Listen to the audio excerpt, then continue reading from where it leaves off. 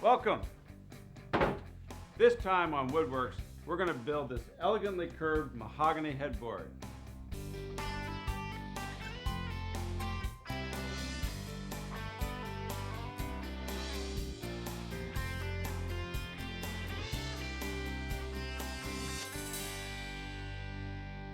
Hi, I'm David Marks. Welcome to WoodWorks. This contemporary headboard is designed for a queen-size bed, and it features sections of mahogany joined together in a graceful curve. The sculpted frame combines style and strength and gently curves around the mahogany plywood back panel. The tapered legs are spanned by solid mahogany rails, and the potassium dichromate finish adds depth and deep, rich tones to the wood. Whenever you're working on a project of this size with large sweeping curves, it's always a good idea to make a full-scale mock-up. Now, for the design of our headboard, we're working off of a queen-size mattress. And for our mock-up, we're using some 1/8" MDF. This stuff works really well to give us a full-scale sense of the design. It's stiffer than paper, but as you can see, it's not stiff enough for our template. So for our template, we're using this material. This is some 1/2" MDF. Now what we'll do is just slide our mock-up into place and transfer the lines onto our 1/2" MDF. Then we can cut this out and create a template that we'll use to make our headboard. Now whenever you create a mock-up, it's not necessarily going to come out symmetrical. So in order to make a template that's symmetrical, we start out by drawing out our lines, and then we flip it and trace out our lines again, and this will give us 2 sets of symmetrical curves, and we can just choose the ones we like. Now this is how we generated the curves for our mock-up to begin with, just in case you were wondering how we did that. We used a thin strip of wood clamped to a couple of bricks, which serve as an extra pair of hands. That's always useful in the wood shop. Now the beauty of this simple approach is that we have the freedom to clamp this into any position that we want and design a beautiful curve that's really pleasing to our eye. We cut our template from the 1/2" MDF with a jigsaw.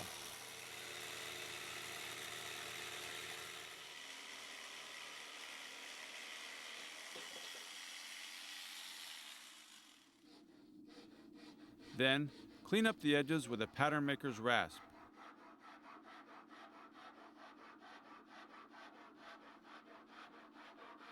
We finished making our template and got the edges nice and smooth with our pattern maker's rasp. Now we've positioned it onto our mahogany stock so we can trace out our profile. Now this mahogany stock started out as one long board so we could grain match the individual sections. We made some bevel cuts on the ends of these 1 3/4" pieces of mahogany, and that way we could get it to match the outline of our headboard. After we put our stock in place, we take a pencil and trace out the shape from our template. It's really important to mark out these sections, called dog ears, in other words, some extra stock, on the ends of each piece for our clamps to hold on to. When we do our glue up, the dog ears will help pull these joints in nice and snug. Before we cut the frame sections, first we'll make the joinery that will hold them together. To join the members of our frame, we're using a spline joint. Now the way it works is like this. We've got a slot cutting bit set up in the router table. We cut a couple of dados into our end grain. Now the joint itself looks like this. We've got 2 splines which fit snugly into our dados, and on the frame they look like this. After our frame has been shaped into this nice curve, you can see that these 2 splines are exposed, and that's part of the intended design. After we've cut the slots, we use the bandsaw to rough cut the sections, including our dog ears, that will make up the top curve of our headboard. We also cut out the dog ears on the 2 straight pieces that we'll use to make the legs that attach to our top curve. We finished cutting out our stock on the bandsaw, and now we're ready to clean up this inside edge of our legs so we can get them ready to do their joinery. Now to do that, we use the router with the 2-part router bit system.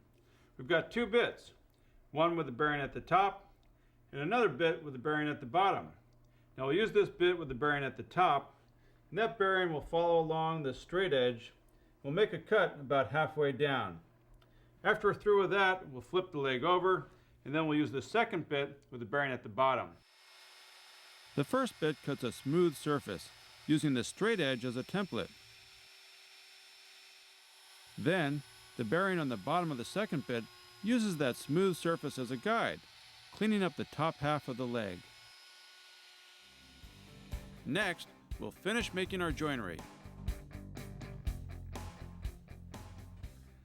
Our splines are exposed, so we need to make them out of mahogany to match our bed frame. Now first, we started by measuring our slots, and then we went to the bandsaw and resawed some stock. Then we took that stock to the drum sander and then sanded it down to thickness. After that, we went to the table saw and cut them to length. And that produced these splines. Now we've dry clamped the individual pieces of our frame together, and that way we could check out and make sure that our joints fit really well. Now it's important to make sure that the grain of our splines runs parallel to the grain of our frame. That way when we do our glue up, we'll be gluing up long grain to long grain, and that will make for a really strong joint. For the best results, we glue the pieces in pairs. Clamp them flat and let them dry. Then we glue the pairs together. A curved piece like this needs good, strong joints, and the dog ears help by providing solid surfaces so we can apply firm clamping pressure while the glue dries.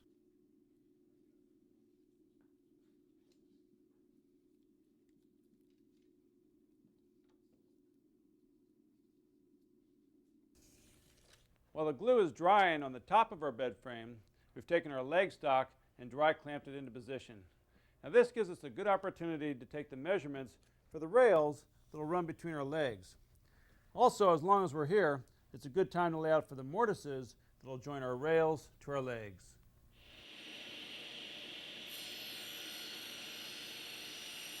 Before we make our mortises, first we cut to size some mahogany stock that we've jointed and planed for our rails.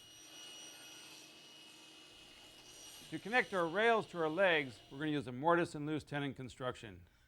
Now you can see on our prototype leg, we've got two mortises, and these are a pretty good sized mortise. Now on our rail, we're going to route a matching sized mortise.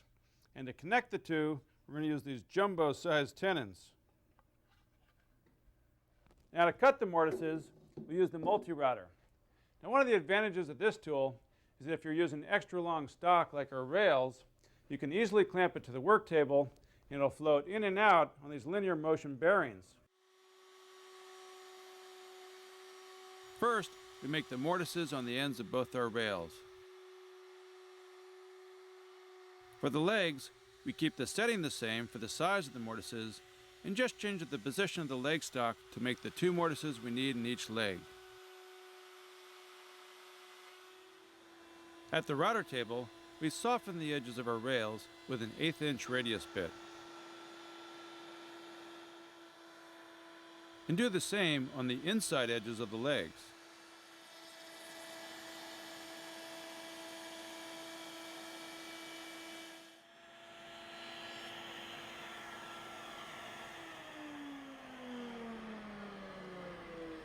This is our tenon stock that will join our rails to our legs on our headboard. Now earlier, we resawed this to thickness on the bandsaw, and then we went over to the drum sander and sanded it down to its final dimension. Now we just got done using a 1/4 inch radius bit on the router table, and that rounded these edges, and it'll give us a rounded profile that'll match the rounded profile of our mortises.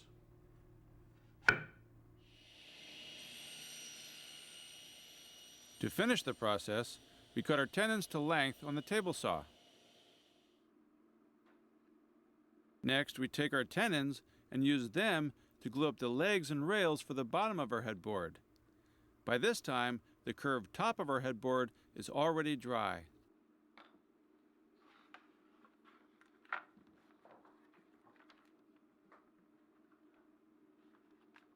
Now that we've glued our rails to our legs, But before the glue is set, we'll take this whole bottom portion of our assembly and glue it to the top portion of our curved bed frame. That way, we still have some time to put the whole thing together and dial it in and get it adjusted just right before the glue sets.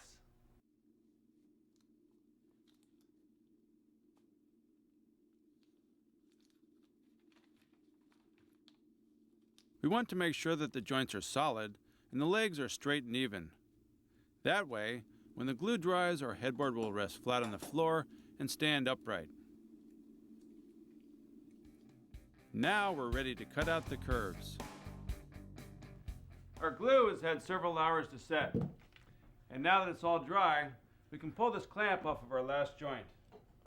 Now these dog ears have served us really well in terms of pulling these joints together nice and snug. But now that our whole bed frame is assembled, we don't need them any longer. So we'll take our jigsaw, and we'll follow along these curves along the inside and outside of our bed frame. We'll trim off these dog ears, and while we're at it, we'll trim off these excess splines as well.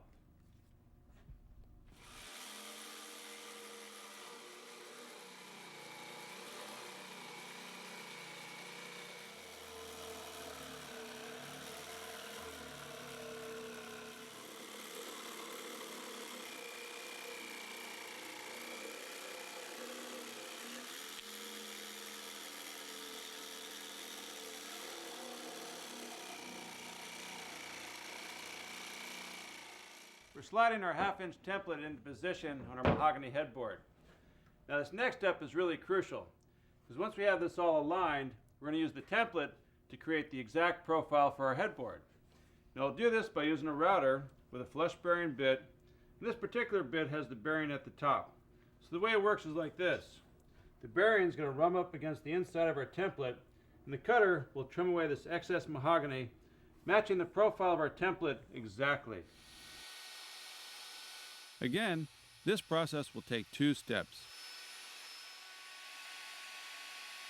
As the first bit follows the template, we'll cut about halfway down the stock, making a smooth curve. Then, after flipping the headboard, we install the second bit with the bearing on the bottom.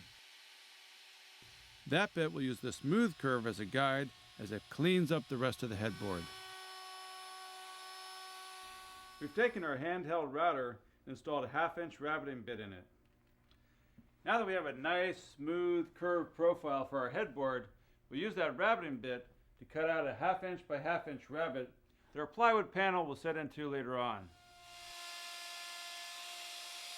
We make the rabbet in the back of the curve as well as the back of the top rail. That will give our panel a lot of support.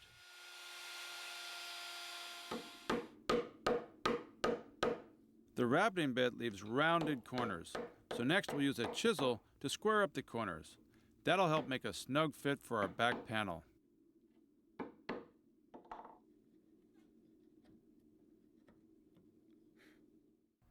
We've got our rabbet cut out and our corners are chiseled square.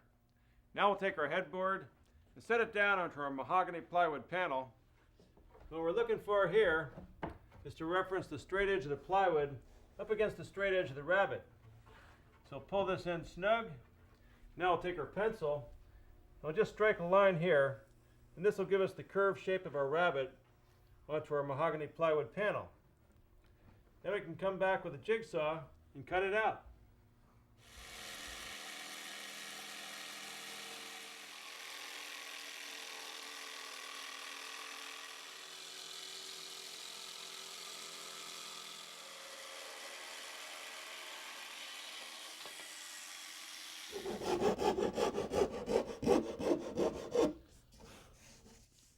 We're using our pattern maker's rasp to finish shaping our plywood panel. Let's check the fit. Drops in there nicely. All right. Next, we'll create an elegant profile for our headboard. We've already created the exact profile for our headboard. Now we'll get into some of the really exciting stuff, which is to create the 3-dimensional shaping for our headboard. To start, we use a router with a 3/4-inch radius bit. And what that'll do is knock off these sharp edges and just give us the beginning of our oval shape. Once we've rounded one side of our headboard, we flip it and make a second pass with the radius bit to get a matching rounded shape on the other side. We use the router to knock off the outside edges of our frame. Now we need to shape this inside 3/4 inch radius and blend it down into the 1/8 inch radius on the inside edge of our leg. To do that, we're using this number 49 pattern maker's rasp, and this works really well for doing this type of stuff. Now, a lot of woodworkers find this part of the process to be really relaxing and enjoyable. After we get done with this, we use some more hand tools to finish off the rest of the frame and create sort of a tapered oval shape. A combination of hand tools works best in this situation. A Japanese scraping plane, a microplane, and a hand scraper all help to smooth the contour. After some hand sanding, we're ready to put on the finish. For our finish, we're using potassium dichromate. Now, potassium dichromate, brushed onto mahogany, gives the wood a deep, dark, rich, chocolatey color. Now, it's actually an orange-colored crystal that dissolves in water. So it's important to know that whenever you're using any type of water-based dye or water-based chemical, that is going to raise the grain of the wood. Now, earlier we dealt with this by wetting the wood with some water, and then when it dried, we sanded it smooth. Now, it's also important to know that potassium dichromate is a toxic chemical, so it's advisable to read the labels and follow all the safety precautions. It will take several thin coats of dye to get the rich color we're looking for.